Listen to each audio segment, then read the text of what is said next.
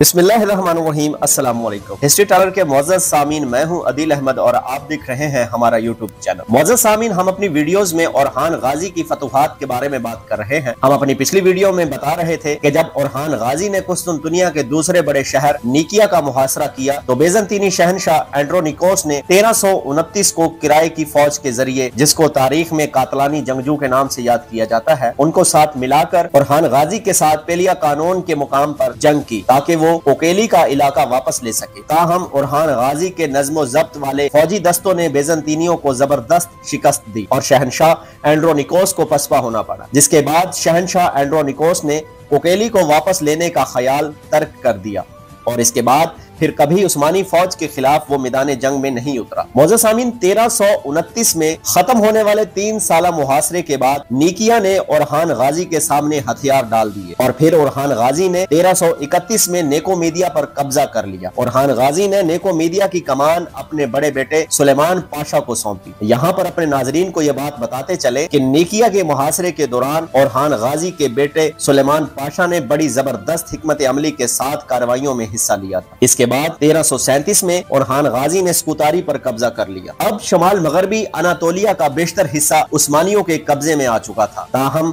अभी भी बेज़ंतीनियों ने बहरे अस्वद की साहली पट्टी से लेकर स्कुतारी और पेफ्लागोनिया के शहर एस्तेरस का कंट्रोल हासिल किया हुआ था, लेकिन ये इलाके इतने अलग थलग और बिखरे हुए थे कि उस्मानियों को इससे कोई खतरा ना था। मुअज़्ज़ज़ सामीन, अगर आज की वीडियो आपको अच्छी लगी हो तो हमारे चैनल को सब्सक्राइब करके वीडियो को लाइक और शेयर कर दें। बेल आइकॉन का बटन जरूर दबाएं ताकि आने वाली हर नई वीडियो का नोटिफिकेशन मिल सके। इंशाल्लाह इसी सिलसिले की नेक्स्ट वीडियो के साथ हाजिर होंगे। जब तक मुझे दीजिए इजाजत। अल्लाह हाफिज।